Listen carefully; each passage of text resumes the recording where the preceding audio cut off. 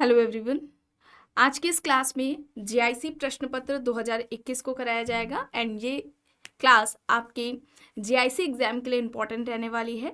आप सभी इस क्लास को, इस वीडियो को ज़्यादा से ज़्यादा लोगों के साथ शेयर जरूर कर दीजिए। एक इन्फॉर्मेशन है, समाजशास्त्र से संबंधित सभी परीक्षाओं के लिए यहाँ पर प्रैक्टिस सेट एंड सोशियोलॉजी के नोट्स प्रोवाइड कराए जा रहे हैं पीडीएफ फॉर्मेट में।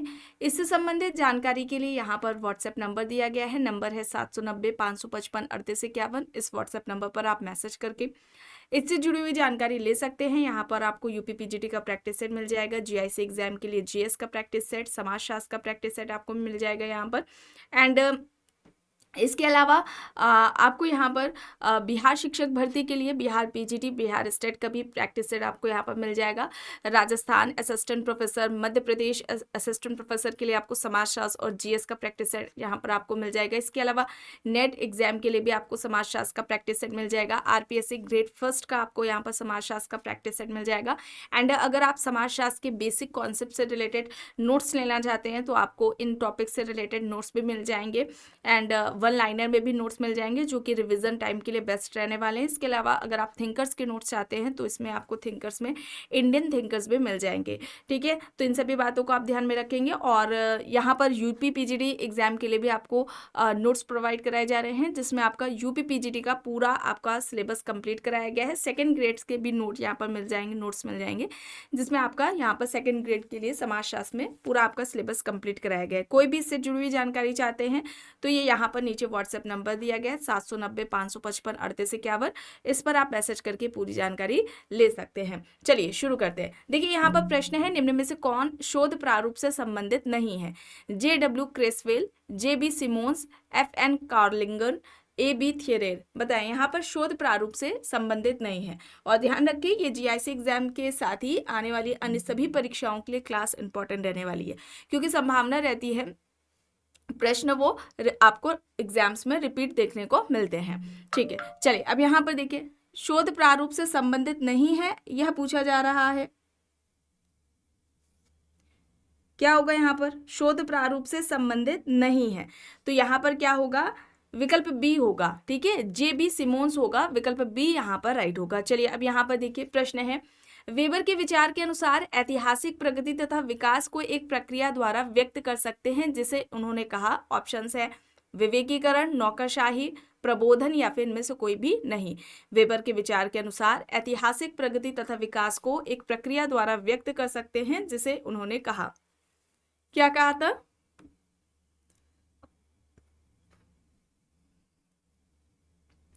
विवेकीकरण कहा था। ठीक है, विवेकीकरण कहा था। ऑप्शन ए यहाँ पर राइट आंसर हो जाएगा। विवेकीकरण या बुद्धि संगतता की अगर हम बात करें तो यहाँ पर ये वेबर 4 तरह की बुद्धि संगतता या विवेकीकरण की बात करते हैं। एक तो हो जाएगा औपचारिक, ठीक है, औपचारिक। दूसरा हो जाएगा वास्तविक। तीसरा हो जाएगा व्यवहारिक और सैद्धांतिक बुद्धि संगतता। ठीक है, इसे आप याद रखेंगे। या विवेकीकरण आप कहें, ये कभी कभी 4 प्रकार पूछे जा सकते हैं कि इनमें से कौन सा नहीं है जिसकी बात वेबर ने नहीं की है। तो औपचारिक बुद्धि संगतता, वास्तविक बुद्धि संगतता या फिर व्यवहारिक और सैद्धांतिक बुद्धि संगतता, इस 4 की बात की थी। और इन्होंने, आप देख रहे हैं नौकरशाही, तो नौकरशाही में इन्होंने अलगाव की भी बात की थी। ठीक है, नौकरशाही में मैक्स वेबर ने क्या किया था? अलगाव की बात की थी। इसे आप याद रखेंगे, पूछा जा सकता है। यहाँ पर ऑप्शन ए हो जाएगा सही। चलिए अब यहाँ पर देखिए, गरीबी का कारण पूछा जा रहा है कि मुख्य कारण क्या है। 4 यहाँ पर दिए गए हैं। पहला है स्वयं व्यक्ति, दूसरा होगा संस्कृति अथवा गरीबी की उपसंस्कृति, तीसरा है सामाजिक संरचना अर्थात अन्यायपूर्ण सामाजिक परिस्थिति, चौथा है समिति अथवा प्रतिबंधित अवसर। गरीबी के मुख्य कारण क्या है, यह प्रश्न पूछा जा रहा है। गरीबी का मुख्य कारण क्या होगा? गरीबी का मुख्य कारण, गरीबी का मुख्य कारण क्या होगा? बताएं।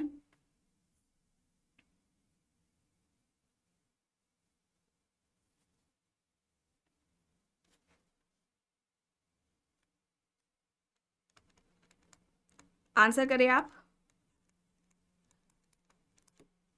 गुनाम एडॉल की अगर यहाँ पर कुछ फैक्ट्स आप लोगों को बताया जा रहा है, इंपॉर्टेंट है, ये याद रखेंगे। गुनाम एडॉल ने क्या कहा था?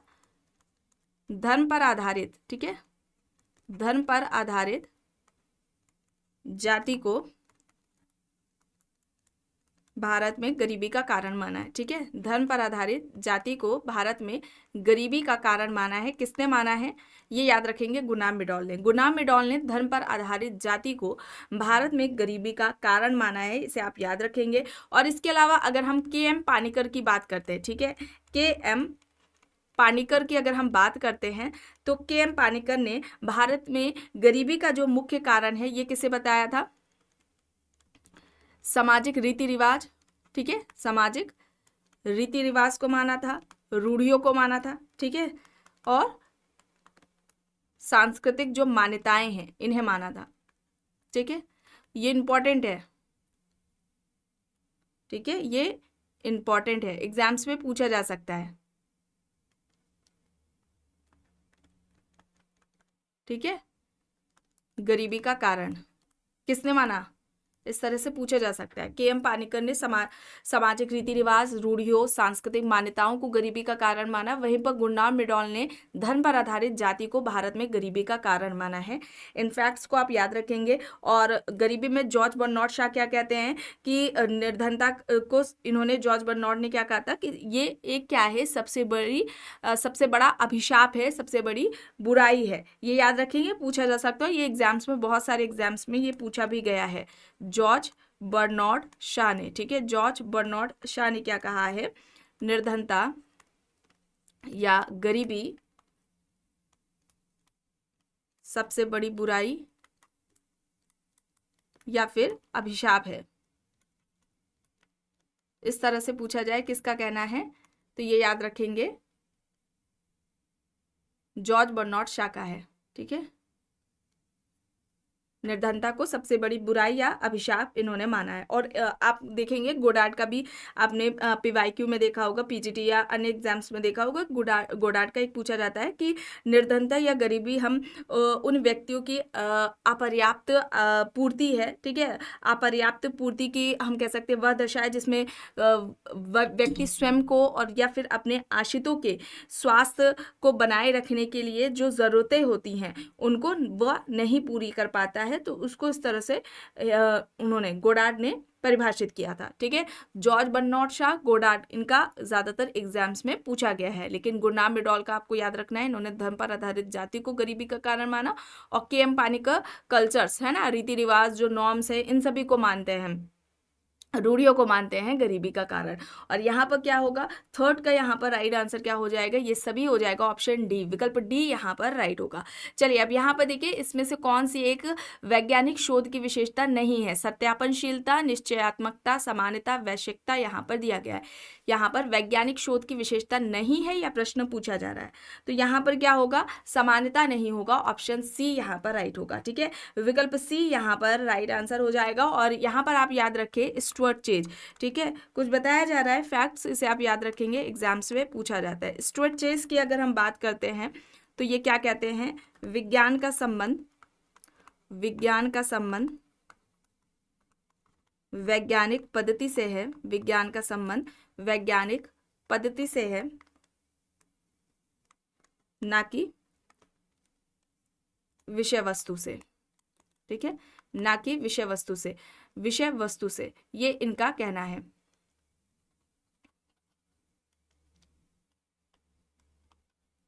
ठीक है, स्टुअर्ट चेज का एग्जाम में आता है। और इसके अलावा कॉल पियर्सन का भी आप याद रखें। ठीक है, कॉल पियर्सन,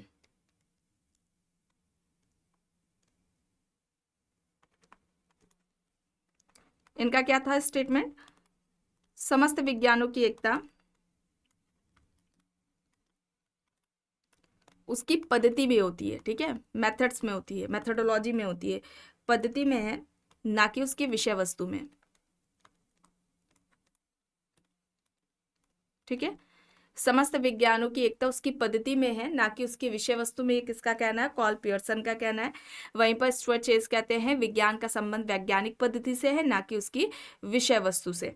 ये आप याद रखेंगे, इनका कहना है, ठीक है। लुनबर्ग की अगर हम बात करें तो ये वैज्ञानिक पद्धति को क्या कहते हैं कि जो वैज्ञानिक पद्धति होती है वो आंकड़ों का व्यवस्थित अवलोकन व वर्गीकरण है, ठीक है। इस तरह से उन्होंने सिस्टमैटिक तरीके से बोला था कि वैज्ञानिक पद्धति आंकड़ों का व्यवस्थित अवलोकन, वर्गीकरण व विश्लेषण है, ठीक है। याद कर लीजिए लुनबर्ग, ठीक है। ये किसका कहना है?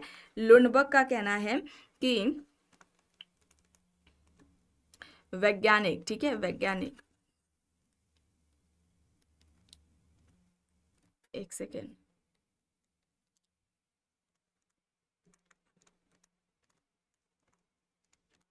वैज्ञानिक पद्धति आंकड़ों का व्यवस्थित अवलोकन, वर्गीकरण व विश्लेषण है। किसका कहना है? लुनबर्ग का कहना है। पूछा जा सकता है वैज्ञानिक पद्धति आंकड़ों का व्यवस्थित अवलोकन, वर्गीकरण व विश्लेषण है, ठीक है। इंपॉर्टेंट है, यहाँ पर जो फैक्ट्स बताए जा रहे हैं ये आपके एग्जाम के लिए हैं, इसे आप याद रखेंगे। चलिए अब यहाँ पर देखिए किसने सामाजिक संरचना को संस्थागत व्यवस्था तथा क्षेत्रों के संदर्भ में परिभाषित किया है। ऑप्शन देखिए, Gillen and Gillen, MacIver and Page, T B Bottomore, Gerth and Mills. इनमें से किसने सामाजिक संरचना को संस्थागत व्यवस्था तथा क्षेत्रों के संदर्भ में परिभाषित किया है? चलिए आंसर करें, आंसर करें। तब तो यहाँ पर आपको कुछ फैक्ट्स बताए जा रहे हैं। सर्वप्रथम सामाजिक संरचना की बात किसने की थी? सर्वप्रथम सामाजिक संरचना किसके द्वारा की गई है? हर्बर्ट स्पेंसर, ठीक है। सर्वप्रथम सामाजिक संरचना की बात किसके द्वारा की गई है? हर्बर्ट स्पेंसर के द्वारा। अच्छा, किस में की गई है? प्रिंसिपल्स ऑफ सोशियोलॉजी में। प्रिंसिपल्स ऑफ सोशियोलॉजी में सबसे पहले स्पेंसर ने बात की है, ठीक है। दुर्खीम ने किस में की है ना, पूछा जा सकता है दुर्खीम ने किस पुस्तक में की है सामाजिक संरचना का वर्णन, ठीक है। सामाजिक संरचना का वर्णन दुर्खीम ने किस पुस्तक में किया है? तो बुक का नाम क्या है? The rules of sociological methods, sociological methods में किसने की है? दुर्खीम ने किया है, ठीक है। इसे आप याद रखेंगे। एक मैकेवर का मैनहीम का सॉरी याद रखें, मैनहीम, ठीक है। मैनहीम क्या कहते हैं कि जो सामाजिक संरचना है ये सामाजिक शक्तियों का जाल है। सामाजिक संरचना सामाजिक शक्तियों का जाल है। सामाजिक संरचना सामाजिक शक्तियों का जाल है, ये किसका कहना है? मैनहीम का कहना है। इनकी पुस्तक एक इंपॉर्टेंट है, अक्सर एग्जाम्स में पूछ ली जाती है, आइडियोलॉजी एंड यूटोपिया। किसकी है? मैनहीम की पुस्तक है, ठीक है। और एक ब्राउन की अगर बात करते हैं, रेडक्लिफ ब्राउन, तो इन्होंने दो तरह की संरचनाओं की बात की थी, समान संरचना, समान संरचना, और दूसरा क्या हो जाएगा? वास्तविक संरचना। समान संरचना और दूसरा क्या हो जाएगा? वास्तविक संरचना हो जाएगा। ये किसका है? ये रेडक्लिफ ब्राउन का है। कार्ल मार्क्स की अगर हम बात करते हैं तो कार्ल मार्क्स भी दो तरह की संरचनाओं की बात करते हैं। एक तो अधोसंरचना है, ठीक है, अधोसंरचना, और दूसरा क्या हो जाएगा? अधिसंरचना। अधोसंरचना और दूसरा क्या हो जाएगा? अधिसंरचना। ये किसका है? मार्क्स का है। ब्राउन का है समान संरचना और वास्तविक संरचना, ठीक है। और यहाँ पर क्या होगा? इनमें से किसने सामाजिक संरचना को संस्थागत व्यवस्था तथा क्षेत्रों के संदर्भ में परिभाषित किया है? तो यहाँ पर राइट क्या होगा? गर्थ एंड मिल्स, ठीक है। गर्थ एंड मिल्स होगा, ऑप्शन डी यहाँ पर राइट आंसर हो जाएगा। चलिए अब यहाँ पर देखिए, लोक विधि विज्ञान के संदर्भ में निम्न में से कौन सा कथन सही है? दो यहाँ पर कथन दिए गए हैं। पहला है लोक विधि विज्ञान समान बोध की पद्धति का प्रयोग नहीं करता। दूसरा कथन है वे यथार्थ निर्माण की समान बोध पद्धति का अध्ययन करते हैं। क्या होगा यहाँ पर? राइट आंसर क्या हो जाएगा? और लोक विधि विज्ञान के यानी कि एथनो मेथोडोलॉजी के जनक कौन है? कौन है जनक?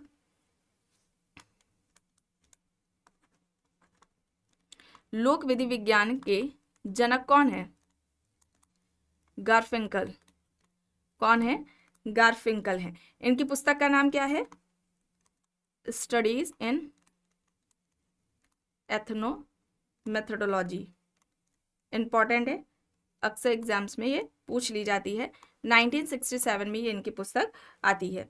और यहाँ पर क्या होगा, ये दोनों ही सही होगा, ऑप्शन सी, विकल्प सी यहाँ पर राइट हो जाएगा। चलिए आगे देख लेते हैं। देखिए प्रश्न है, विश्वास का टूटना ही आधुनिकता का बहुत बड़ा परिणाम है। वह व्यक्ति जिन्होंने ऐसा उग्र समानीकरण किया है वे हैं, ऑप्शंस है Niklas Luhmann, Anthony Giddens, Malcolm Waters, J Rosenau. विश्वास का टूटना ही आधुनिकता का बहुत बड़ा परिणाम है। वह व्यक्ति जिन्होंने ऐसा उग्र समानीकरण किया है वे कौन है? यहाँ पर बताएं राइट आंसर क्या हो जाएगा। यहाँ पर एंथोनी गिडेंस होगा। एंथोनी गिडेंस, विकल्प बी यहाँ पर राइट आंसर हो जाएगा। ठीक है, एंथोनी गिडेंस क्या कहते हैं, आधुनिकता बहुआयामी है। ठीक है, आधुनिकता,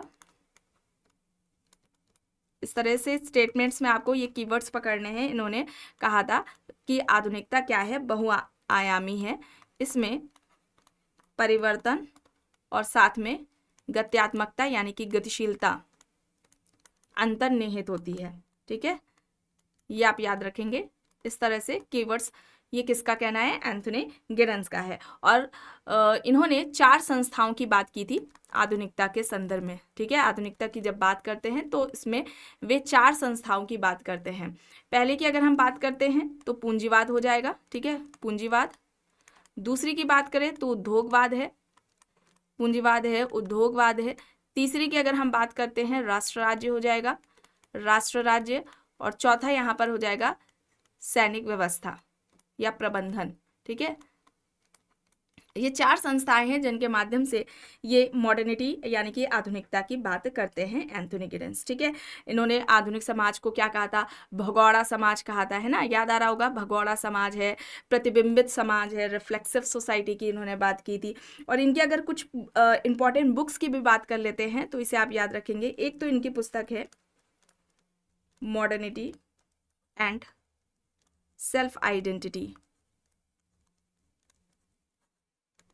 मॉडर्निटी एंड सेल्फ आइडेंटिटी, ये हो जाएगी। इसके अलावा इनकी एक पुस्तक है capitalism and modern social theory. ठीक है, capitalism and modern social theory, ये हो जाएगी। इसके अलावा एक बुक है new rules of sociological, new rules of sociological method, ये इनकी है। ये कई बार ज़्यादातर एग्जाम्स में पूछी गई है। एक याद रखेंगे सोशल थ्योरी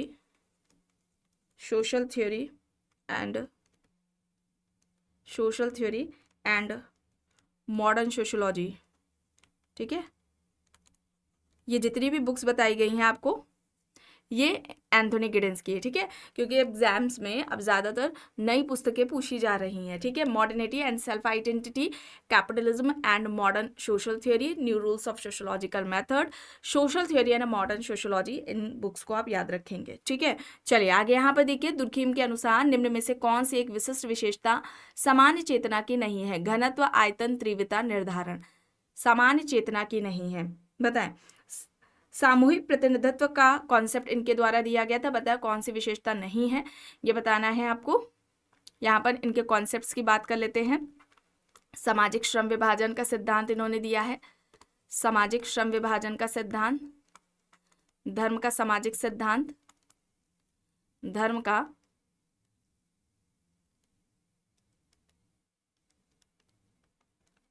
का सामाजिक सिद्धांत हो जाएगा। सोशल फैक्ट्स, सामाजिक तथ्य की बात इन्होंने की है। सामाजिक एकता में इन्होंने 2 तरह की बात की थी, यांत्रिक और साविवी एकता। ठीक है, यांत्रिक एकता व साविवी एकता, यांत्रिक एकता और साविवी एकता की इन्होंने बात की है। आत्महत्या का सिद्धांत इन्होंने दिया है। ठीक है, आत्महत्या का सिद्धांत भी इनके द्वारा दिया गया है। टोटेमवाद का कॉन्सेप्ट इनका है। इन सभी को आप याद रखेंगे, ये सारे कॉन्सेप्ट्स इनके हैं। घनत्व की बात इन्होंने नहीं की थी, ठीक है, डेंसिटी की बात इन्होंने नहीं की थी, घनत्व की बात नहीं की थी। विकल्प ए यहाँ पर राइट होगा। चलिए अब यहाँ पर देखिए प्रश्न है, किसके अनुसार सामाजिक नियंत्रण की यांत्रिकी द्वैतिक रक्षाओं की भांति विचलन को रोकने के लिए क्रियान्वित होती है? ऑप्शन देख लीजिए, Parsons, Paul Landis, Thomson, Anthony Giddens. इनमें से किसके अनुसार सामाजिक नियंत्रण की यांत्रिकी द्वैतिक रक्षाओं की भांति विचलन को रोकने के लिए क्रियान्वित होती है? सही यहाँ पर क्या होगा? सही यहाँ पर क्या होगा? Social control. सामाजिक नियंत्रण के जनक कौन है? कौन है? E.A. रॉस है। अच्छा, किस पुस्तक में इन्होंने सामाजिक नियंत्रण की बात की है? सोशल कंट्रोल में। कब पुस्तक आती है इनकी? 1901 में आती है रॉस की पुस्तक, जिसमें इन्होंने सबसे पहले व्यवस्थित तरीके से सामाजिक नियंत्रण की बात की है रॉस ने। सोशल कंट्रोल 1901 में आती है। यहाँ पर राइट आंसर क्या होगा? पार्सन्स होगा, ठीक है, पार्सन्स। और पार्सन्स का एक स्टेटमेंट आपने ये भी सुना होगा कि विपथगामी प्रवृत्तियों की कली को फूल बनने से पहले कुचल देना ही सामाजिक नियंत्रण कहलाता है ना? विपथगामी प्रवृत्तियों की कली को फूल बनने से पहले कुचल देना ही सामाजिक नियंत्रण है। ये स्टेटमेंट किसका है? ये तर्क किसका है? पार्सन्स का। इसे आप याद रखेंगे। विकल्प में यहाँ पर लैंडिस दिया गया है, तो इनका एक स्टेटमेंट है, मनुष्य नियंत्रण के कारण ही मनुष्य है। मनुष्य नियंत्रण के कारण ही मनुष्य है, ये इनका स्टेटमेंट था। अच्छा, कूले ने सामाजिक नियंत्रण की बात अपनी किस पुस्तक में की है? ये आपको कमेंट बॉक्स में बताना है, ठीक है। चलिए आगे देख लेते हैं। प्रश्न है, बहुलक निर्धारण के सूत्र में यहाँ पर x का क्या तात्पर्य है? x क्या है ये बताना है, उसका अर्थ क्या है? समानांतर माध्य, माध्यिका, बहुलक, मानक, विचलन। क्या है x का तात्पर्य? क्या है? समानांतर माध्य होगा। ऑप्शन ए यहाँ पर राइट होगा। चलिए अब यहाँ पर देखिए, मीट के प्रतीकात्मक अंतःक्रियावाद की महत्वपूर्ण जड़ें कौन सी हैं? दो यहाँ पर दिया गया है। पहला है यहाँ पर कि उपयोगितावाद का दर्शन, दूसरा है व्यवहारवाद का मनोविज्ञान। क्या होगा? उपयोगितावाद का दर्शन और दूसरा है व्यवहारवाद का मनोविज्ञान। यहाँ पर सही क्या होगा? ये दोनों ही सही होंगे। ऑप्शन सी यहाँ पर राइट आंसर हो जाएगा। माइंड, सेल्फ एंड सोसाइटी इनकी पुस्तक है। माइंड, सेल्फ एंड सोसाइटी इनकी पुस्तक है, ठीक है। माइंड, सेल्फ एंड सोसाइटी इनकी पुस्तक है। इसके अलावा इन्होंने समाजीकरण को क्या कहा था? स्व का, सेल्फ डेवलपमेंट को ही इन्होंने क्या कहा है? समाजीकरण कहा है। इसे आप याद रखेंगे। आई एंड मी का कॉन्सेप्ट इन्होंने दे रखा है। और सर्वप्रथम, ठीक है, सर्वप्रथम भूमिका की बात की है, ठीक है। सर्वप्रथम भूमिका का वर्णन किसने किया है? तो जॉर्ज हर्बर्ट मीड है, इनके द्वारा ही भूमिका की बात की गई है। इसके अलावा भूमिका ग्रहण, ठीक है, भूमिका ग्रहण है, भूमिका निर्वहन की अवधारणाएं, ये सभी इनके द्वारा दी गई हैं, ठीक है।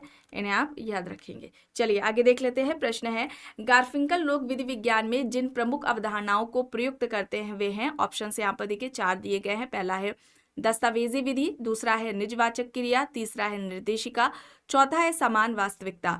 गारफिंकल लोक विधि विज्ञान में जिन प्रमुख अवधारणाओं को प्रयुक्त करते हैं वे हैं। यहाँ पर क्या हो जाएगा? ये सभी हो जाएंगे ऑप्शन डी, ठीक है। विकल्प डी यहाँ पर राइट हो जाएगा। दस्तावेजी विधि, निजवाचक क्रिया, निर्देशिका और समान वास्तविकता, ये सभी होंगे। विकल्प डी यहाँ पर राइट है। चलिए आगे देख लेते हैं। प्रतिकारी कानून की अवधारणा से कौन संबंधित है? आप सभी जानते हैं, सदरलैंड, लोम्ब्रोसो, दुर्खिम, क्लोवॉट यहाँ पर दिया गया है। प्रतिकारी कानून, दमनकारी और क्षतिपूरक कानून की बात किसने की थी? दुर्खिम ने की थी, ठीक है। विकल्प सी यहाँ पर राइट आंसर हो जाएगा। यांत्रिक एकता, है ना, यांत्रिक एकता, इन्होंने बोला था कि जो सरल समाज होता है या मुख्यतः जो ग्रामीण समाज है उसमें दमनकारी कानून देखने को मिलेगा। व्यक्तिगत जो स्वतंत्रता होती है वो कम देखने को मिलेगी, सामूहिक चेतना पाई जाती है। वहीं पर अगर हम साविवी समाज यानी कि जटिल समाजों की अगर हम बात करते हैं तो वहाँ पर समाज में कार्य विभाजन हमें देखने को मिलेगा, वहाँ पर व्यक्तिगत स्वतंत्रता देखने को मिलेगी, पूरक कानून की व्यवस्था पाई जाती है। तो इन बातों को आप याद में रखेंगे, ठीक है। दो तरह की एकता जो बात की थी ना, यांत्रिक और साविवी एकता, वो दुर्खिम के द्वारा ही बताई गई थी। चलिए आगे यहाँ पर देखिए, प्रश्न है, निम्न में से कौन सा समाजशास्त्री जाति को पूर्णतः एक विशिष्ट भारतीय प्रघटना नहीं मानता? GS घुरिये, PH प्रभु, JH हट्टन, SC दुबे यहाँ पर दिए गए हैं। राइट आंसर यहाँ पर क्या होगा? चलिए बताएं यहाँ पर सही क्या होगा। इनमें से कौन है जो जाति को पूर्णतः एक विशिष्ट भारतीय प्रघटना नहीं मानता? घुरिये, PH प्रभु, JH हट्टन, SC दुबे यहाँ पर ऑप्शंस है। सही होगा जीएस घुरिये। ठीक है, जीएस घुरिये होगा, ऑप्शन ए यहाँ पर राइट आंसर हो जाएगा। ठीक है, अब जाति व्यवस्था, ठीक है, जातीय उत्पत्ति का अगर हम सिद्धांत की बात करें, ठीक है, तो घुरिये किससे संबंधित है? जाति उत्पत्ति के किस सिद्धांत से संबंधित है? प्रजाति सिद्धांत से। ठीक है, प्रजाति सिद्धांत से संबंधित है, जाति उत्पत्ति की प्रजाति सिद्धांत से संबंधित है घुरिये। इसे आप याद रखेंगे। और जाति को क्या कहा था इन्होंने? जातीय समाज का क्या है? खंडात्मक विभाजन है। ठीक है, जाति क्या है? समाज का खंडात्मक विभाजन है। ये किसका कहना था? घुरिये का कहना था। और इसके अलावा अगर हम घुरिये की बात करें तो घुरिये ने भारतीय जनजातियों को क्या कहा है? भारतीय जनजाति क्या है? भारतीय जनजाति पिछड़े हिंदू है। याद आ रहा है? आपको बताया गया था भारतीय जनजाति क्या है? पिछड़े हिंदू है। ये किसका कहना है? ये घुरिये का कहना है। जाति समाज का खंडात्मक विभाजन है, ये घुरिये ने कहा। इसके अलावा घुरिये भारतीय समाजशास्त्र के जनक माने जाते हैं। ठीक है, ये याद रखें आप, भारतीय समाजशास्त्र के जनक है ये घुरिये। और इनकी अगर हम विशेषताओं की बात करें, जो कि जाति व्यवस्था से संबंधित इन्होंने 6 विशेषताएं दी गई हैं, जो कि इनके द्वारा दी गई हैं, जो कि एग्जाम्स में पूछा जाता है। जैसे कि खंडात्मक विभाजन, ठीक है, क्या होगा? खंडात्मक विभाजन हो जाएगा। दूसरी विशेषताओं की अगर हम बात करें तो संस्तरण हो जाएगा। ठीक है, तीसरा यहाँ पर क्या हो जाएगा? खान पान व सामाजिक सहवास पर जो प्रतिबंध पाया जाता है, इसकी बात इन्होंने की है। ठीक है, इसे आप याद रखेंगे। फिर एक विशेषता इन्होंने बताई थी, विभिन्न जातियों की नागरिक व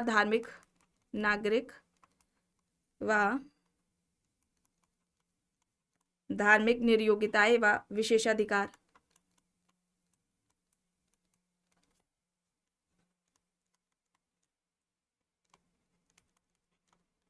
ठीक है, ये एक हो जाएगा।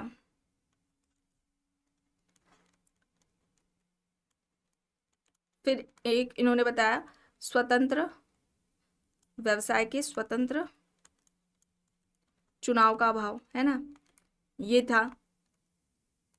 और एक क्या थी? इंपॉर्टेंट है, वैवाहिक प्रतिबंध पाया जाता है। तो ये 6 विशेषताएं घुरिये की हैं, जो कि जाति व्यवस्था से संबंधित इनके द्वारा बताई गई थी। अक्सर एक साथ दे दिए जाते हैं और बोला जाता है कि इनमें से किसकी बात घुरिये ने नहीं की है या किसकी बात की है।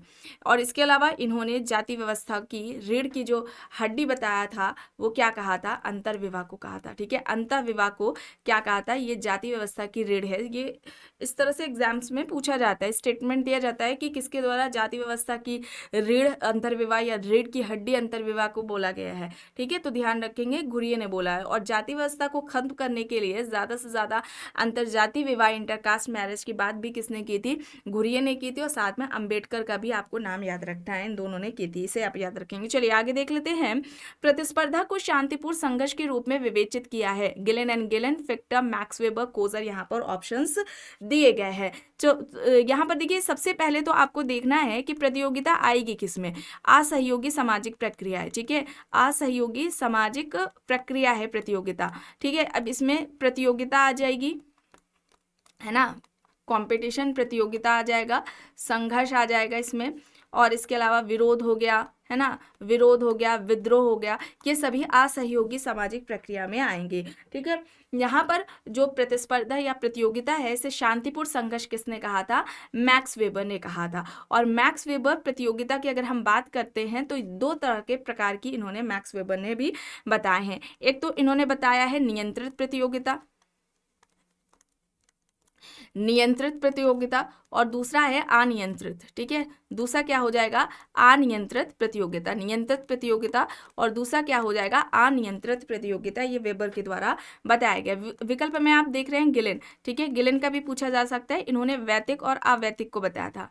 वैतिक प्रतियोगिता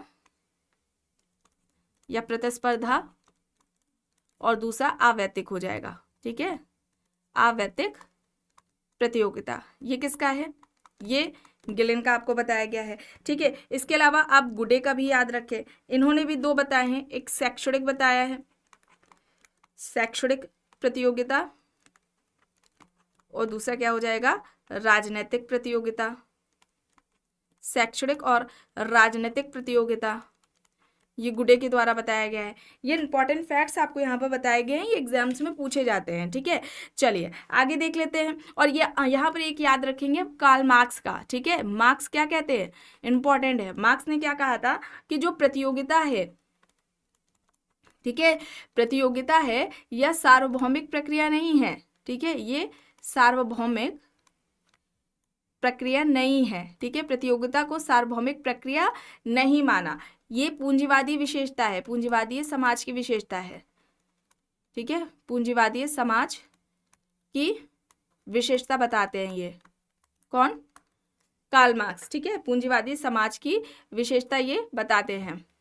इंपॉर्टेंट है, सार्वभौमिक प्रक्रिया इन्होंने नहीं माना है, ठीक है, पूंजीवादी समाज की विशेषता कार्ल मार्क्स ने माना है। चलिए आगे यहाँ पर देखिए, हरित क्रांति के संदर्भ में निम्न में से कौन सा कथन सही है। देखिए दो यहाँ पर दिए गए हैं। पहला है हरित क्रांति केवल HYV के बीजों के उपयोग के बारे में ही नहीं थी। दूसरा है यह एक पैकेज था। बताएं यहाँ पर क्या होगा, यहाँ पर राइट आंसर क्या हो जाएगा। कुछ फैक्ट्स बताए जा रहे हैं, इसे आप ध्यान में रखेंगे। सर्वप्रथम हरित क्रांति शब्द या अवधारणा का प्रयोग किसने किया, ठीक है। एक आता है वैश्विक हरित क्रांति के जनक, वैश्विक हरित क्रांति के जनक, और एक प्रश्न पूछा जाता है भारतीय हरित क्रांति के जनक। यह आपके GS में भी पूछा जा सकता है ना। तो यहाँ पर अगर हम बात करते हैं सबसे पहले हरित क्रांति शब्द का प्रयोग किसने किया था, तो आप याद रखेंगे विलियम गॉड ने, ठीक है, किसने किया, विलियम गॉड ने किया था सबसे पहले हरित क्रांति शब्द का प्रयोग, ठीक है। और वैश्विक हरित क्रांति के जनक की अगर हम बात करें तो कौन थे, नॉर्मन बोरलॉग, ठीक है, नॉर्मन बोरलॉग थे वैश्विक हरित क्रांति के जनक। और भारतीय हरित क्रांति के जनक की अगर हम बात करते हैं तो MS स्वामीनाथन है, ठीक है, MS स्वामीनाथन, ये भारतीय हरित क्रांति के जनक है। इन फैक्ट्स को आप याद रखेंगे, एग्जाम्स में पूछा जाता है। यहाँ पर क्या होगा, यहाँ पर राइट आंसर क्या होगा, ये दोनों ही होगा, ऑप्शन C, ठीक है, विकल्प C यहाँ पर राइट है। चलिए अब यहाँ पर देखिए, एक तरफ सिद्धांत दिए गए और दूसरी तरफ सिद्धांतकार, प्रकारवाद है, संघर्ष है, प्रघटना विज्ञान और प्रतीकात्मक अंतरक्रियावाद यहाँ पर दिया गया है। क्या हो जाएगा, और सॉरी यहाँ पर देखिए सही नहीं है ना, सुमेलित नहीं है कौन सा। तो प्रकारवाद की अगर हम बात करें तो ये रटक्लिफ ब्राउन ने बात की है, बिल्कुल। संघर्ष की बात करें तो ये डेरेनड्रॉफ द्वारा बात की गई है। प्रघटना विज्ञान की बात करें तो यहाँ पर प्रघटना विज्ञान की बात पीटर ब्लॉ द्वारा नहीं की गई है। प्रतीकात्मक अंतरक्रियावाद की बात करें तो यहाँ पर ये हर्बर्ट ब्लूमर ने की है। प्रघटना विज्ञान में पीटर ब्लॉ का नाम नहीं आएगा। यहाँ पर किसका नाम आएगा, देखिए यहाँ पर हर्सल का नाम आ जाएगा, है ना, हर्सल होने चाहिए या फिर शुट्स होने चाहिए, ठीक है, शुट्स का नाम होना चाहिए, पीटर ब्लॉ नहीं है, ठीक है। चलिए आगे देख लेते हैं, मानव शास्त्रीय संरचनावाद का पिता किसे कहा जाता है। Levi Strauss, E Kurzweil, T Hawkes, Scott Lash यहाँ पर दिया गया। मानव शास्त्रीय संरचनावाद, यहाँ पर क्या हो जाएगा, मानव शास्त्रीय संरचनावाद किसे कहा जाता है। तो यहाँ पर कुछ फैक्ट्स बताए जा रहे हैं, है ना, यहाँ पर आप याद रखेंगे कौन है, लेवी स्ट्रॉस है। और यहाँ पर अगर हम बात करते हैं संरचनावाद, ठीक है, अभी प्रश्न में आपने देख लिया मानव शास्त्रीय संरचनावाद लेवी स्ट्रॉस को कहा जाता है। एक तो हो जाएगा संरचनावाद, ठीक है, एक हो जाएगा सांस्कृतिक संरचनावाद, सांस्कृतिक संरचनावाद, ठीक है, संरचनावाद है, सांस्कृतिक संरचनावाद है। फिर एक हो जाएगा उत्तर संरचनावाद, ठीक है, एक हो जाएगा उत्तर संरचनावाद, संरचनावाद है, सांस्कृतिक संरचनावाद है, उत्तर संरचनावाद है। एक आ जाएगा आपका भाषीय संरचनावाद, ठीक है, भाषीय संरचनावाद, ठीक है, और एक आ जाएगा संरचनाकरण। तो संरचनावाद की अगर हम बात करें, ये अवधारणा किसकी है, ये लेवी स्ट्रॉस की है, ठीक है, ये किसकी है, लेवी स्ट्रॉस का है ये कॉन्सेप्ट, ठीक है, ये याद रखेंगे, ये लेवी स्ट्रॉस का हो जाएगा। और यहाँ पर सांस्कृतिक संरचनावाद की बात करते हैं तो ये बोर्दियो का कॉन्सेप्ट हो जाएगा, ठीक है, बोर्दियो का कॉन्सेप्ट हो जाएगा। उत्तर संरचनावाद में देरिडा का नाम आ जाएगा, भाषीय संरचनावाद में सोसरे का नाम आ जाएगा, और संरचनाकरण की अगर हम बात करें तो ये अवधारणा किसकी हो जाएगी, गिडेंस की हो जाएगी, ठीक है। इन फैक्ट्स को आप याद रखेंगे, डायरेक्टली भी पूछ लिया जाता है, मैचिंग में भी पूछ लिया जाता है, तो कंफ्यूज नहीं होना है, ठीक है। चलिए अब यहाँ पर देखिए, नृजाति विज्ञान पद्धति का संस्थापक किसे माना जाता है, दुर्कीम, मैलिनोवस्की, गारफिंकल, एल्फ्रेड शुट्ज, यहाँ पर विकल्प दिए गए हैं। क्या हो जाएगा, कौन है नृजातीय विज्ञान पद्धति के, एथनो मेथोडोलॉजी के, गारफिंकल, ऑप्शन सी यहाँ पर होगा। चलिए अब यहाँ पर देखिए, निम्न में से कौन सा वेबर द्वारा प्रस्तुत सत्ता के प्रकारों में से एक नहीं है, परंपरागत, तानाशाही, वैधानिक, तार्किक या फिर करिश्माई, है ना। शक्ति या सत्ता के 3 प्रकार बताए थे, इनमें से कौन सा नहीं है, परंपरागत शक्ति संरचना, वैधानिक तार्किक शक्ति संरचना, और करिश्माई की बात की थी, तानाशाही की नहीं की थी, विकल्प बी यहाँ पर राइट आंसर हो जाएगा, ठीक है। अब वेबर चूंकि आए हैं तो इनके भी कुछ इंपॉर्टेंट जो बुक्स हैं उनकी भी बात कर लेते हैं। तो सबसे पहले क्या हो जाएगी, the Protestant ethic and the spirit of capitalism, इसे आप याद रखेंगे, ठीक है। एक इनकी पुस्तक है the theory of social and economic organisation, ठीक है, ये आप याद रखेंगे। ये कब आती है, 1925 में आती है, ठीक है, इंपॉर्टेंट है, इसे आप रखेंगे। इसमें ही इन्होंने, वेबर ने जो आपकी सोशल एक्शन है ना, उसे रखा था। एक इकोनॉमी, एक याद रखें, economy and society, economy and society को आप याद रखें, इसमें इन्होंने बात की है। एक इनकी पुस्तक हो जाएगी द रिलीजन ऑफ चाइना है, ठीक है, ठीक है, ये 1915 में आती है। द रिलीजन ऑफ इंडिया है, द रिलीजन ऑफ इंडिया हो जाएगी, ये 1916 में आती है, ठीक है, ये इंपॉर्टेंट है। इसके अलावा द सिटी याद रखें, द सिटी में भी 1921 या 1922 ऐसे है जब ये आती है, ठीक है। एक इनकी बुक है मेथोडोलॉजी में, the methodology of social sciences, important है ये सारी बुक्स, ठीक है, एग्जाम्स में पूछ ली जाती है। ज़रूरी नहीं है हर बार इनकी प्रोटेस्टेंट से related, the theory of social and economic organisation से ही रिलेटेड आए, पूछी जा सकती है। Economy and society, the religion of China किसकी है, द रिलीजन ऑफ इंडिया किसकी है, the city, the methodology of social sciences, ठीक है, ये भी पूछी जाती है, लेकिन आपको सभी याद करनी है, ठीक है। यहाँ पर चलिए क्या होगा, तानाशाही होगा, विकल्प बी यहाँ पर राइट होगा। चलिए अब यहाँ पर देखिए, निम्न में से किस विद्वान ने समय एवं स्थान को सामाजिक जीवन के नए सिरे से परिभाषित किया तथा इसके लिए समय स्थान दूरीकरण की अवधारणा का प्रयोग किया। ऑप्शन से यहाँ दिए गए हैं, फूको, देरिडा, एंथोनी गिडेंस, जेमसन। चलिए बताएं क्या होगा यहाँ पर, सही क्या होगा, समय और स्थान को सामाजिक जीवन के नए सिरे से इनमें से किसने परिभाषित किया तथा इसके लिए समय स्थान दूरीकरण की अवधारणा का प्रयोग किया, सही क्या होगा, एंथोनी गिडेंस, ठीक है, एंथोनी गिडेंस होगा। और यहाँ पर विकल्प में देरिडा भी दिया गया है, तो देरिडा की पुस्तकों की भी बात कर लेते हैं, ठीक है। ऑफ ग्रामेटोलॉजी है, ठीक है, ये 1967 में आती है। और इसके अलावा speech and phenomena,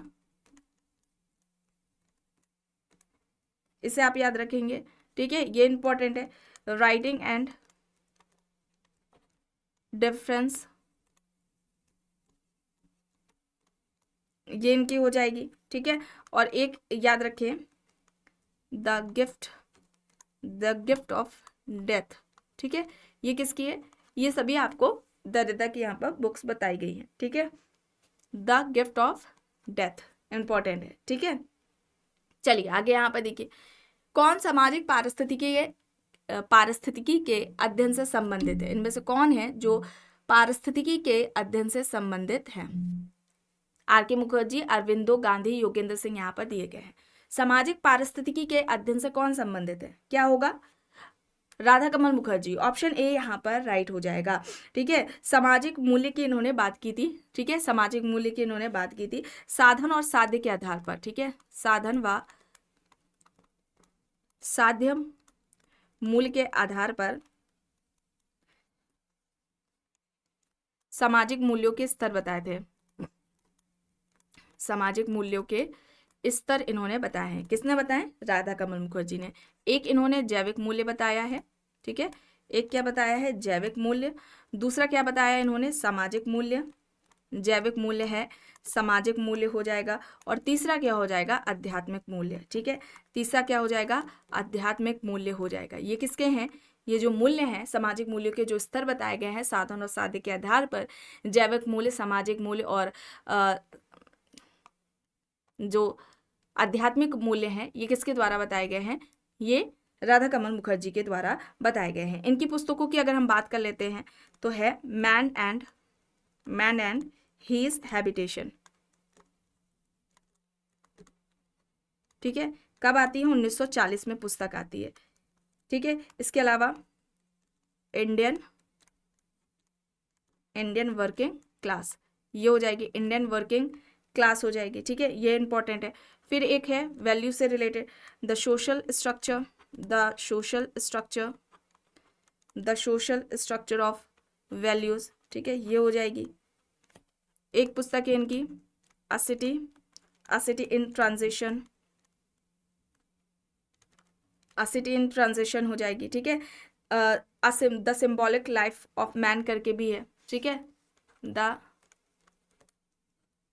the symbolic life of man, ये याद रखेंगे। एक इनकी पुस्तक है द डायमेंशंस ऑफ वैल्यूज। ठीक है, ये सभी इनकी पुस्तकें हैं। किसकी बताई गई हैं? राधा कमल मुखर्जी की। ठीक है, याद रखेंगे आप। A city in transition, Indian working class, man and his habitations. ठीक है, सिंबॉल यहाँ पर the symbolic life of man. ठीक है, द डायमेंशंस ऑफ वैल्यूज, ये ज़्यादातर, और the social structure of values ज़्यादातर पूछी जा चुकी हैं। ठीक है, चलिए अब यहाँ पर देखिए, भारत में समान पारिश्रमिक अधिनियम किस वर्ष पारित किया गया? ऑप्शन देख लीजिए, 1976, 1977, 1981, 1973 यहाँ पर दिया गया है। क्या होगा राइट? यहाँ पर क्या हो जाएगा?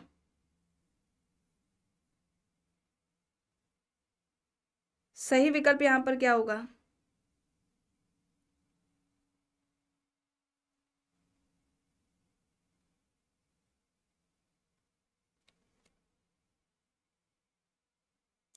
यहाँ पर राइट आंसर क्या हो जाएगा?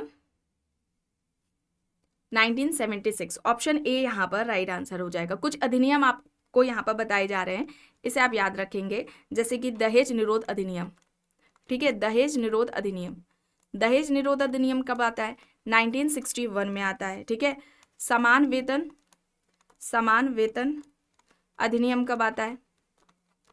समान वेतन अधिनियम कब आता है? 1976 में आता है। ठीक है, घरेलू हिंसा वाला, घरेलू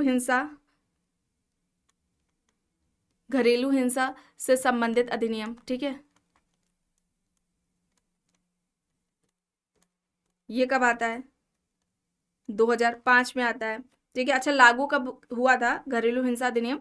ये आपको कमेंट बॉक्स में बताना है। ठीक है, फिर एक आता है, आप याद रखें, इंपॉर्टेंट है, अस्पृश्यता अपराध अधिनियम। अस्पृश्यता अपराध अधिनियम, ये कब आता है? 1995 में आता है। ठीक है, 1995 हो जाएगा। हिंदू विवाह अधिनियम, हिंदू विवाह अधिनियम, ये कब आता है? 1995 में आता है, सॉरी 1955 में आता है ये। ठीक है, 1955 में आता है हिंदू विवाह अधिनियम। एक याद रखें, बाल विवाह निषेध अधिनियम, बाल विवाह निषेध अधिनियम। ठीक है, बाल विवाह निषेध अधिनियम कब आता है? 1929 में। कब आता है? 1929 में आता है। एक याद रखें, हिंदू विधवा पुनर्विवाह, है ना, हिंदू विधवा पुनर्विवाह अधिनियम। ये कब आता है? 1856 में आता है, ठीक है। एक सती प्रथा वाला याद रखिए, सती प्रथा उन्मूलन, सती प्रथा उन्मूलन अधिनियम, ये कब आता है? ये 1829 में आता है। देखिए, सती प्रथा उन्मूलन अधिनियम कब आता है? 1829 में आता है। बाल विवाह निषेध अधिनियम कब आता है? 1929 में। ये 1929 है और ये क्या है? 1829 है, ठीक है। इसे याद रखेंगे इस तरह से, ये इंपॉर्टेंट है, अक्सर एग्जाम्स में पूछे जाते हैं, इन्हें आप ध्यान रखेंगे, ठीक है, ध्यान में रखेंगे। चलिए अब यहाँ पर देखिए, विवाह स्वयं में एक संस्था है, प्रथा नहीं है, या कथन किसका है? ऑप्शंस पे देखिए, यहाँ पर समनर है, एजी केलर है, वेस्टरमार्क है, मैकेवर एंड पेज यहाँ पर दिया गया है। विवाह स्वयं में एक संस्था है, प्रथा नहीं है, ये किसका कहना है? किसका कहना है?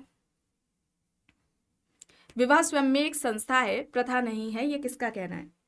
मैकेवर एंड पेज का, ठीक है। मैकेवर एंड पेज, ऑप्शन डी यहाँ पर राइट होगा। चलिए अब यहाँ पर देखिए, पूंजीवाद में अलगाव के अवयव है उत्पादक गतिविधि, उत्पाद, सहकर्मी, श्रमिक, मानवीय सामर्थ्य। क्या होगा? क्या होगा यहाँ पर? यहाँ पर ये सारे होंगे। और किसने बात की थी? मार्क्स ने बात की थी। ये आपका एग्जाम में प्रश्न पूछा भी गया था, शायद हायर वाला जो एग्जाम हुआ था उसमें। चलिए, हायर वाले में या पीजीडी के एग्जाम में, उनमें से किसी में एक में पूछा गया है। चलिए अब यहाँ पर देखिए, निम्न समाज वैज्ञानिकों में से किसने आफ्टर मार्क्सिज्म पुस्तक लिखी? ऑप्शन देख लीजिए, Jameson, Ulrich Beck, Habermas, Ronald Aronson यहाँ पर दिए गए हैं। आफ्टर मार्क्सिज्म किसकी बुक है? आफ्टर मार्क्सिज्म, आफ्टर मार्क्सिज्म किसकी है? रोनाल्ड एरोसन्स की है। ऑप्शन डी यहाँ पर राइट है। हेबरमास देख रहे हैं आप, हेबरमास की भी बुक्स देख लेते हैं। The theory of communication, the theory of communication action, ये याद रखें, the theory of communication action हो जाएगी। इसके अलावा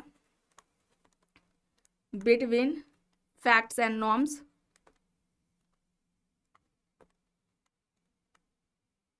ये है। इसके अलावा नॉलेज एंड ह्यूमन इंटरेस्ट हो जाएगी, ठीक है, ये इंपॉर्टेंट है इनकी। और बिटवीन एंड फैक्ट्स वाली तो बताई दी गई, ठीक है। ये हेबरमास की हो जाएगी। और हेबरमास ने क्या कहा था? आधुनिकता अधूरा प्रोजेक्ट है, आधुनिकता अधूरा प्रोजेक्ट है।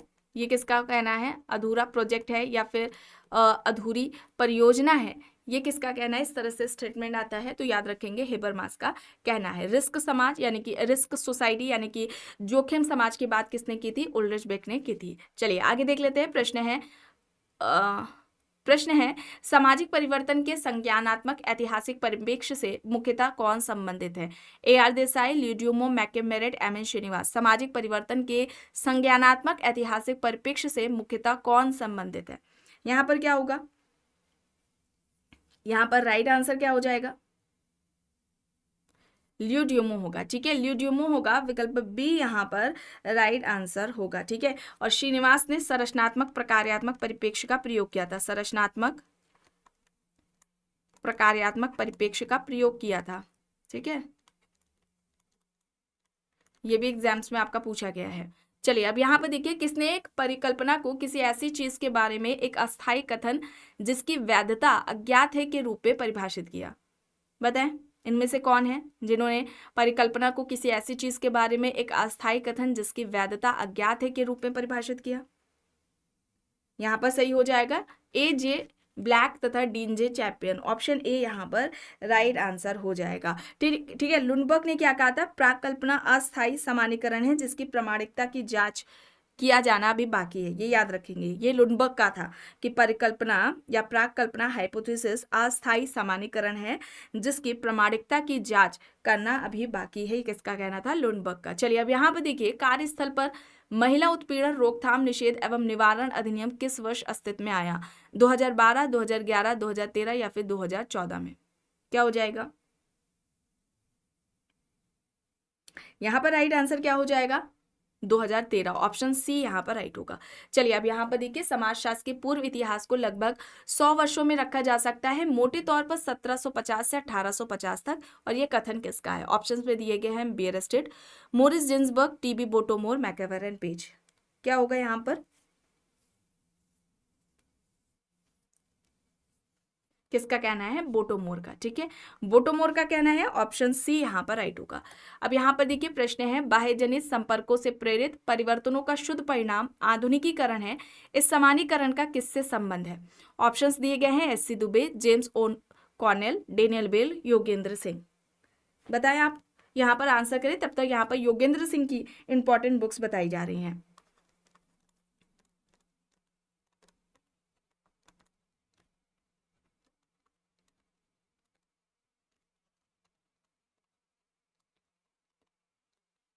आंसर करें आप सभी।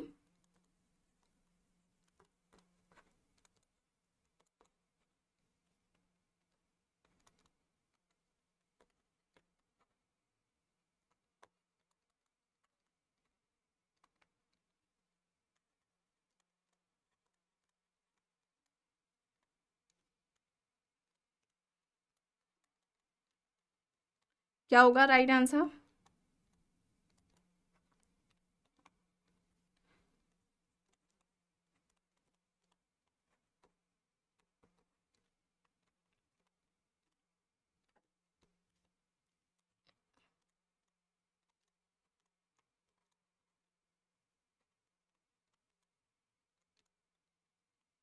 राइट आंसर क्या होगा? योगेंद्र सिंह। ठीक है, योगेंद्र सिंह होगा। अब इनकी बुक्स देख लेते हैं। Modernisation of Indian tradition, social stratification and change in India, ideology and theory in Indian sociology, culture change in India, the sociology of culture. ये किसकी हैं सारी बुक्स? योगेंद्र सिंह की है। ठीक है, विकल्प डी यहाँ पर राइट होगा। योगेंद्र सिंह ने संस्कृतिकरण को विचारधारा ग्रहण करने की प्रक्रिया या प्रत्याशित समाजीकरण कहा था। ठीक है, इसको भी आप याद रखेंगे। चलिए अब यहाँ पर देखिए, निम्न में से कौन केंद्रीय प्रवृत्ति का माप नहीं है? ऑप्शन है माध्य, कायवर्ग, माध्यिका, बहुलक यहाँ पर दिया गया है। केंद्रीय प्रवृत्ति का माप नहीं है या पूछा जा रहा है, तो यहाँ पर क्या होगा? काई वर्ग होगा। ठीक है, काई वर्ग होगा, विकल्प बी यहाँ पर राइट होगा। प्रश्न है, विश्व के बारे में अपने सिद्धांत में उन्होंने बौद्धिक कारकों को केंद्रित किया है। वास्तव में उन्होंने तर्क दिया कि बौद्धिक अव्यवस्था ही सामाजिक अव्यवस्था का कारण है। उक्त पंक्तियां किसके लिए उद्धत है? Saint Simon, Auguste Comte, Emile Durkheim, Herbert Spencer. विश्व के बारे में अपने सिद्धांत में उन्होंने बौद्धिक कारकों को केंद्रित किया। वास्तव में उन्होंने तर्क दिया कि बौद्धिक अव्यवस्था ही सामाजिक अव्यवस्था का कारण है। कौन संबंधित है? किसके द्वारा ये बात कही गई है? Auguste Comte. Auguste Comte, option B यहाँ पर राइट होगा। चलिए अब यहाँ पर देखिए, प्रस्तुति समुच्चय, भूमिका समुच्चय, भूमिका क्रमबद्धता जैसी अवधारणाओं के प्रतिपादक है। ऑप्शंस देख लीजिए यहाँ पर, Ralph Linton, Horton Hunt, R K Merton, Kingsley Davis दिए गए हैं। रॉल्फ एंड लिंटन सर्वप्रथम प्रस्तुति व भूमिका का वर्णन करते हैं। अच्छा, किस पुस्तक पे करते हैं? द स्टडी ऑफ मैन में, द स्टडी ऑफ मैन में करते हैं। कब आती है? 1936 में ये बुक आती है। ठीक है, स्टेटस सेट, रोल सेट, ये सभी कॉन्सेप्ट्स किसके हैं? आर के मर्टन के, रॉबर्ट किंग मर्टन के हैं। ऑप्शन सी यहाँ पर राइट होगा। चलिए आगे यहाँ पर देखिए, प्रश्न है, किसने सर्वप्रथम आर्थिक विनिमय तथा सामाजिक विनिमय में अंतर स्पष्ट किया? फ्रेजर, पीटर ब्ला, जी होम्स, मेलानोव्स्की। यहाँ पर ऑप्शंस है। सबसे पहले आर्थिक विनिमय और सामाजिक विनिमय में अंतर किसने किया है? किसने किया आर्थिक विनिमय और सामाजिक विनिमय में? मेलानोव्स्की ने। डी यहाँ पर राइट होगा। चलिए अब यहाँ पर देखिए, शास्त्रीय समाज शास्त्रीय परंपरा में वे सबसे प्रथम व्यक्ति थे जिन्होंने सर्वप्रथम चौंकाने वाली प्राक कल्पना प्रस्तुत की थी कि सामाजिक सुदृढ़ता का स्रोत श्रम विभाजन ही है। यह किसकी ओर इशारा था? ऑप्शंस देखिए, Auguste Comte, Emile Durkheim, Saint Simon, Robert Nisbet. बताए, शास्त्रीय समाज शास्त्रीय परंपरा में वे सबसे प्रथम व्यक्ति थे जिन्होंने सर्वप्रथम चौंकाने वाली प्राक कल्पना प्रस्तुत की थी कि सामाजिक सुदृढ़ता का स्रोत श्रम विभाजन ही है। किसकी ओर इशारा था? एमाइल दुर्खिम का। ठीक है, एमाइल दुर्खिम, विकल्प बी यहाँ पर राइट होगा। चलिए अब यहाँ पर देखिए, उत्तर प्रदेश के बुलंदशहर जिले के गुर्जर में प्रचलित बहुपति विवाह का अध्ययन किसने किया? विकल्प में मजूमदार हैं, WHR रिवर्स हैं, TN मदान है, विलियम क्रुक दिए गए हैं। क्या होगा? किसके द्वारा अध्ययन किया गया था? विलियम क्रुक के द्वारा। ठीक है, विलियम क्रुक के द्वारा किया गया था। उत्तर प्रदेश के बुलंदशहर जिले में गुर्जर में बहुपति विवाह का जो प्रचलन है, विलियम क्रुक। ठीक है, ऑप्शन डी यहाँ पर राइट होगा। प्रश्न है, किसने ऋग्वेद एवं अर्थवेद में प्रयुक्त नातेदारी शब्दावली एवं नातेदारी नियामक व्यवहार का अध्ययन किया? विकल्प देख लीजिए, लीला दुबे, शोभिता जैन, आईपी देसाई, इरावती कार्वे। ऋग्वेद एवं अर्थवेद में प्रयुक्त नातेदारी शब्दावली एवं नातेदारी नियामक व्यवहार का अध्ययन किसने किया? इरावती कार्वे होगा। ठीक है, इरावती कार्वे होगा। आखिरी प्रश्न देखिए, मिलान करना है और ये फील्ड वर्क से रिलेटेड है, किसका कहाँ पर अध्ययन रहा है। ठीक है, आज इस क्लास में 40 करेंगे और बाकी जो प्रश्न बचेंगे उन्हें दूसरी क्लास में देखेंगे। एम.एन. श्रीनिवास की बात करें तो इनका अध्ययन किस पर रहा है? रामपुरा पर। योगेंद्र सिंह की अगर हम बात करें तो इनका चाणूखेड़ा पर रहा है। एस.सी. दुबे का शामीर पेड़ पर और मैकिम मेरठ का किशनगढ़ी पर रहा है। ठीक है, यहाँ पर क्या हो जाएगा? यहाँ पर राइट आंसर क्या हो जाएगा? कौन सा विकल्प यहाँ पर हो जाएगा? Option A. ठीक है, विकल्प ए यहाँ पर राइट आंसर हो जाएगा। ठीक है, विकल्प ए यहाँ पर सही हो जाएगा। तो आज की इस क्लास में बस इतना ही। आई होप ये क्लास आपको पसंद आई होगी। अगर पसंद आई है तो प्लीज़ लाइक करिएगा, कमेंट करके ज़रूर बताइएगा। चैनल पर अगर आप नए हैं तो चैनल को भी ज़रूर सब्सक्राइब कर लीजिएगा एंड इस वीडियो को जितना हो सके ज़्यादा से ज़्यादा लोगों के साथ शेयर भी ज़रूर करिएगा।